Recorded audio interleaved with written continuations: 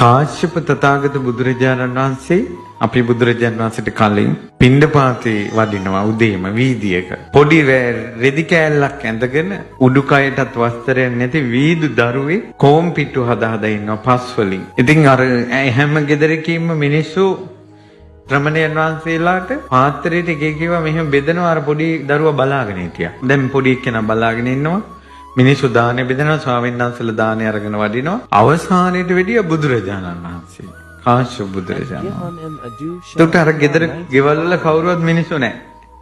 අර පොඩි ළමයා එළිය සෙල්ලම් කර කර ඉනවා. එතනින් වඩින්නේ. පොඩි ළමයා පස් ටිකක් මෙහෙම අතට අරගෙන කාශ්‍යප බුදුරජාණන් වහන්සේගෙත් දික් කළා වෙනවා. අර දාන් දෙන විදිහට කාශ්‍යප තථාගත අරහත් සම්මා සම්බුදුරජාණන් වහන්සේ මේ පාත්‍රේ පාත් කළා. අර ළමයා බුදුරජාණන් වහන්සේගේ පාත්‍රයට පස් දැම්මා. දානි කියලා. ඒකල බලාගෙන හිටියේ. බුදුරජාණන් වහන්සේ පිණ්ඩපාතේ වඩින්න නැතුව ආපහු මේ වෙහෙරට වැඩියා.